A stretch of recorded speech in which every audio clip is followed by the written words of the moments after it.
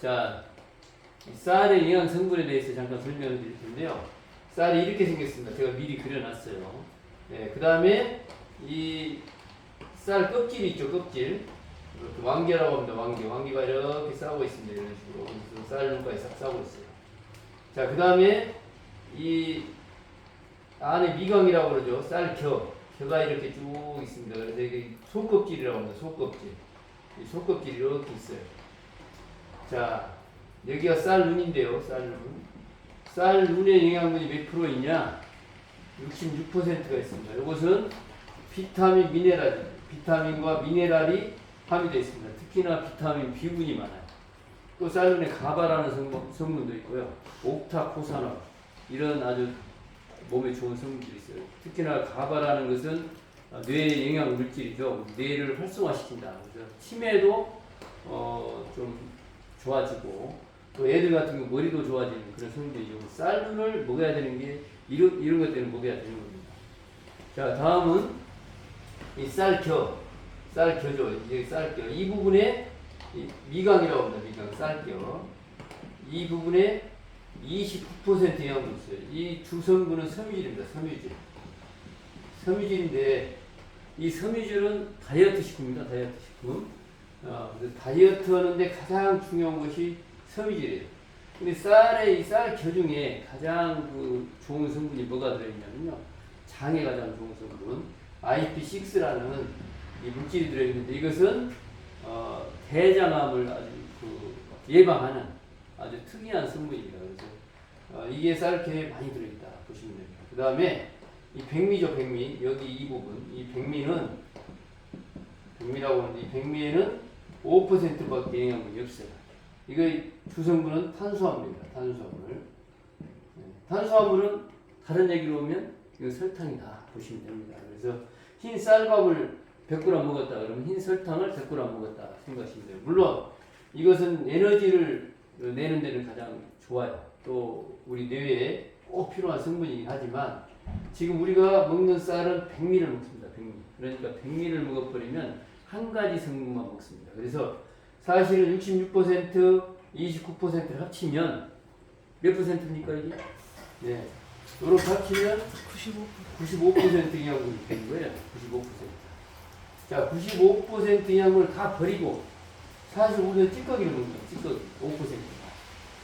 자, 백미를 어떻게 한자로 쓰냐면 흰 백자에다가 쌀 밑자죠. 네, 이 백미입니다.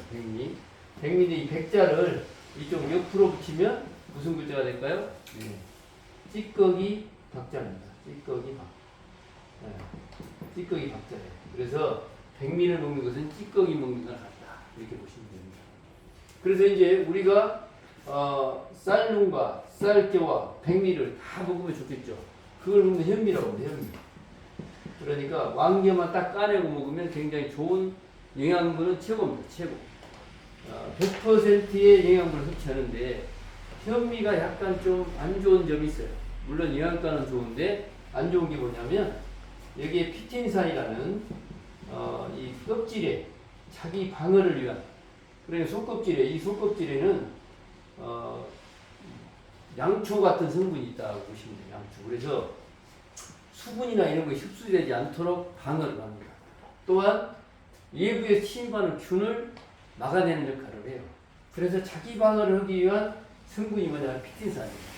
이 피틴산이 있는데 이 피틴산이 어떤 역할을 하느냐?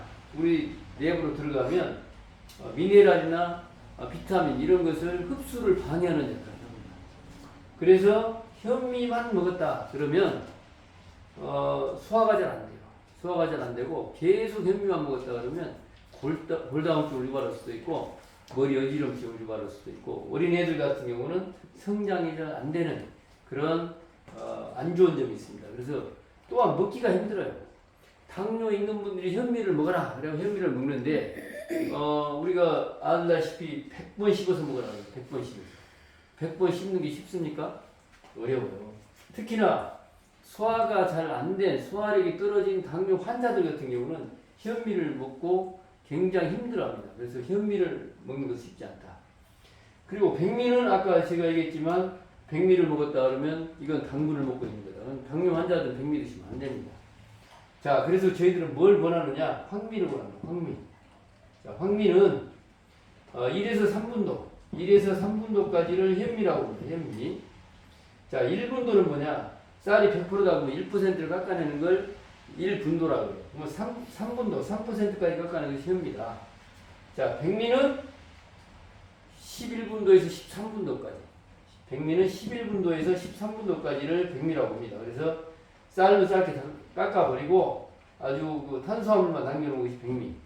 황미는 4분도가 사실 없어요. 사실은 이건 전부 다 13579로 나가는데, 우리가 말을 이렇게 4분도에서 9분도까지 이것을 황미라고 합니다. 황미. 그래서 현미의 단점은 빼내고, 그 다음에 백미의 단점은 보완하고, 그래서 백미보다는 16배 정도의 그 영양분이 더 많다. 네, 그래서 이걸 드시면 사실은 쌀저와 또 쌀물을 같이 섭취하기 때문에 소화가 잘 됩니다. 소화가. 그래서 일주일 정도 계속 이 쌀만 드신다. 그러면 변비가 해소될 수 있습니다. 변비. 자, 2주 정도 먹었다 그러면 숙변도 많이 제거됩니다. 한 달 정도 계속 드셨다 하면 당이 안정이 된다. 물론 당뇨약을 끊으라가 아니고 당이 더 올라가지 않는다는 의미입니다. 그리고 지금 현대 우리가 3대 질병이 있죠. 3대 질병. 현대 가장 많은 질병들이 뭘까요? 오늘도 병원에 갔다 왔는데 왜 이렇게 사람들이 많아? 줄을 서갖고 한 100명이 밀려있어. 참 놀랐어요. 자, 3대 질병이 당뇨병, 당뇨, 고혈압, 고지혈입니다. 고혈압, 고지혈. 이것이 모두 뭡니까? 무엇으로 올까요? 이게 바로 피가 탁해서입니다. 피가 탁해서. 피가 탁하다는 것은 소통이 잘 안 된다. 자, 그러면 이 장이 깨끗하다 그러면 이런 병들이 다 좋아질 수 있는 거예요. 그래서 결과적으로 우리가 이 성인병을 예방할 수 있는 가장 탁월한 방법은 황미를 먹어야 됩니다. 황미. 매일 주시는 주식, 아침, 점심, 저녁으로 매일 먹습니다. 누구는 밥을 안 먹는다 그래. 근데 밥 안 먹고 사는 사람 있습니까? 없습니다. 한 끼를 먹든 두 끼를 먹든 세 끼를 먹든 나는 3식이라 세 끼를 먹는데 다 먹어요. 젊은 애들 밥 안 먹고 산다 그래. 어떻게 밥 안 먹고 삽니까? 밥 안 먹으면 다 죽습니다. 그러면 백미 역사를 좀 말씀드릴게요. 백미. 자, 백미가 언제부터 생겼느냐? 우리가 백미를 먹게 된 계기는 일제시대 때부터 먹었다고 합니다. 일제시대 때. 자, 일제시대 이전에는 우리가 쌀을 먹을 때는 도구통이라고 그러죠. 도구통으로 빻아 먹었습니다. 이렇게 찧어서 먹으니까 왕겨만 100견내고 먹었어요. 그게 완전 현미죠. 완전 현미를 먹으면 안 좋다고 그랬잖아요. 그러니까 예전에 우리 선조들은 어떻게 했느냐? 그걸 저녁 내 물에 담가 놓습니다. 담가 놨다가 그 다음날 화학독에 문질러 가지고 이렇게 해 먹었던 기억이 있습니다. 그러면 그것이 뭐냐? 이 현미의 안 껍질, 휘틴산을 벗겨내고 먹은 그런 역할을 한 거죠. 그런데 이제 이게 힘들잖아요. 매일 쪄서 먹기도 힘들고. 근데 일제시대 때 일본 군들이 우리나라 쌀을 불량미로 쓰기 위해서 가져가기 시작했는데 현미로 가져가니까 금방 상해요. 왜 상하냐? 현미를 100% 껍질만 싹 벗겨냈을 때는 상관이 없어요. 그러면 오래 가겠죠. 근데 현미로 까면서 상처가 생긴답니다. 상처. 이 상처로 균들이 들어가면 금방 상해버린대요. 왜 상하냐? 이 현미는 영양분이 많습니다.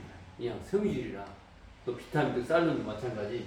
썩어요. 잘 썩으니까 못 가져갔어요. 그래서 이 사람들이 연구한 것이 뭐냐면, 그걸 싹 까내고 안에 걸 가져가면 오래 보관할 수 있지 않을까. 그래가지고 불량미를 송출해 가는데 전부 다 백미로 까갑니다.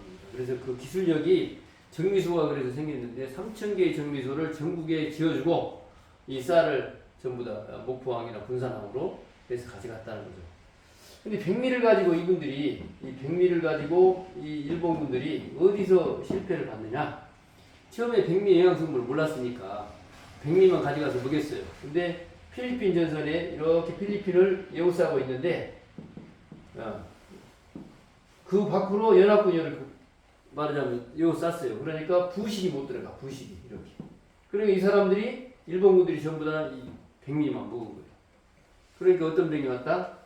비타민 B군이 부족하면 각기병이 생겼습니다. 그래서 전장에서 죽은 사람보다 각기병을 죽은 사람들이 많았다는 거예요.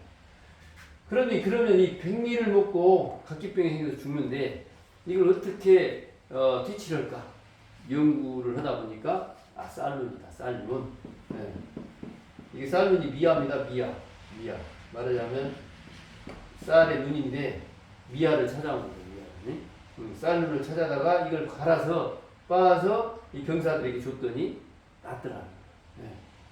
그래서 생긴 것이 예전에 우리가 많이 먹었던 뭐죠 그거?